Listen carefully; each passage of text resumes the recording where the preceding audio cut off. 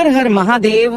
प्रिय दर्शकों, आप सभी को महाशिवरात्रि की ढेर सारी शुभकामनाएं। भगवान भोलेनाथ आपकी हर एक मनोकामना को पूरा करें, आपको मनवांछित फल की प्राप्ति हो, सभी को मनचाहा जीवन साथी मिले।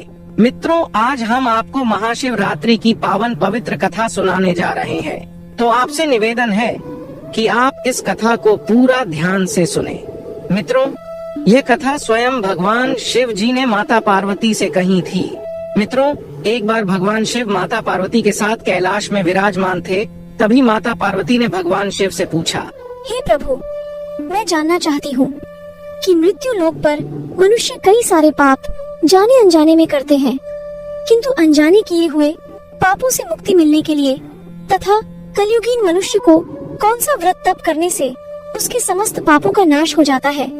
हे प्रभु, कलयुग तो सबसे शापित युग है, इसलिए मनुष्य को मुक्ति के लिए क्या करना चाहिए। मित्रों, तब भगवान शिव कहते हैं, हे गौरी, आज आपने जो प्रश्न किए हैं वह समस्त मानव जाति के लिए अत्यंत महत्वपूर्ण है। आप सत्य कहती हैं कि कलयुग शापित है, किंतु कलयुग के मनुष्य को मुक्ति प्राप्त करने का केवल एक ही सरल मार्ग है, ईश्वर का नाम स्मरण। हे पार्वती, आज मैं आपके प्रश्नों के उत्तर में एक कथा सुनाता हूँ। जो भी मनुष्य इस कथा को सुनता है वह समस्त पापों से मुक्त होकर परम गति को प्राप्त होता है और उसे मोक्ष की प्राप्ति होती है। इस कथा का श्रवण महाशिवरात्रि के दिन करने से उस मनुष्य की हर मनोकामना पूर्ण होती है। जो भी स्त्री पुरुष महाशिवरात्रि के दिन उपवास रखकर केवल एक बार इस कथा का श्रवण करता है, उसके समस्त पाप नष्ट हो जाते हैं। उन पर मेरी कृपा दृष्टि सदैव बनी रहती है, और जो शिव के शरण में आता है, स्वयं मृत्यु भी उसका कुछ भी अनिष्ट नहीं कर सकती है। हे गौरी, तुम इस कथा का प्रसार अवश्य करना, ताकि जो भी कुमार या कन्या इस कथा श्रवण करे उसे मन चाहे जीवन साथी की प्राप्ति हो। तब देवी पार्वती अत्यंत उत्साह के साथ कहती है, हे प्रभु, इस कथा को मैं पूरे हृदय के अंतर्मन से सुनूंगी और इसका प्रसार भी करूंगी। आपकी इस पावन कथा का श्रवण करना मेरा और समस्त मानव जाति का सौभाग्य है। कृपा करें और इस पवित्र शिवलीला कथा उसे सुनाई। मित्रों, भगवान शिव कहते हैं, हे पार्वती, एक समय की बात है, दूर किसी देश में चित्रभानु नामक एक शिकारी रहता था। वन्य जीवों का शिकार कर अपने कुटुंब का पालन पोषण करता था। वह हर दिन जंगल में जाकर शिकार करता था, यही उसका नित्य काम था। इसे करते करते वह अत्यंत पापी, निर्दयी और निष्ठुर बन चुका था। अत्यंत दरिद्री होने के कारण उसने अपनी पुत्री के विवाह के लिए एक व्यापारी से कर्ज लिया हुआ था, लेकिन वह कर्ज को समय पर चुका नहीं पाया, जिससे क्रोधित होकर व्यापारी ने उस शिकारी को एक शिव मठ में बंदी बना दिया और उसे कोठरी में कैद कर दिया। संयोग से वह दिन महाशिवरात्रि का था। उस दिन शिव मठ में शिव पुराण की कथाएं सुनाई जा रही थीं और वह शिकारी बड़ा ही ध्यान मग्न होकर शिव जी की कथाओं को सुनने लगा।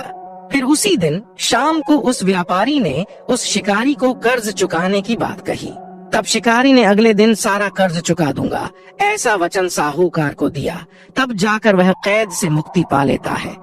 मित्रों, भगवान शिव कहते हैं, हे पार्वती, उसी समय वह जंगल में शिकार करने के लिए निकल गया, ताकि वह शिकार कर उस प्राणियों के मांस, दांत तथा चमड़ियां बेचकर व्यापारी का सारा कर्ज चुका सके। वह बहुत समय तक जंगल में शिकार की तलाश में इधर उधर भटकता रहा। वह भूख प्यास से व्याकुल होने लगा और शिकार की तलाश में चलते चलते वह एक तालाब के किनारे बेल वृक्ष पर चढ़कर अपना पड़ाव बनाने लगा।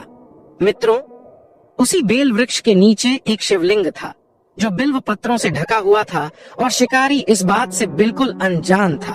फिर संध्या समय वह शिकारी स्वयं के छिपने के लिए पड़ाव बनाते बनाते उसने जो कुछ उस पेड़ की पत्तियां और टहनियां तोड़कर नीचे गिराई, वे संयोग से उस शिवलिंग पर जा गिरी। शिकार की राह देखता देखता वह बिल्व पेड़ से पत्ते तोड़ तोड़ कर शिवलिंग पर अनजाने में अर्पित करता गया। उसी दिन महाशिवरात्रि का दिन था और वह दिन भर भूखे प्यासे शिकारी का व्रत भी हो गया और शिवलिंग पर बेलपत्र भी चढ़ गए।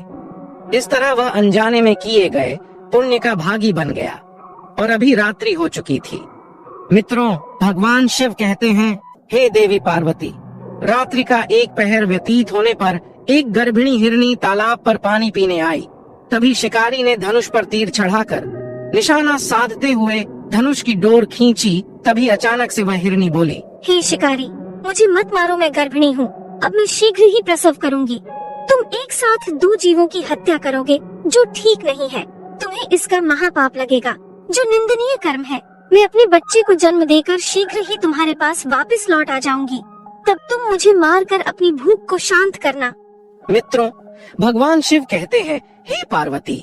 हिरनी की ऐसी विनय पूर्वक बातें सुन शिकारी का मन करुणा भाव से जाग गया और उसे हिरनी की बातें सच्ची लगी।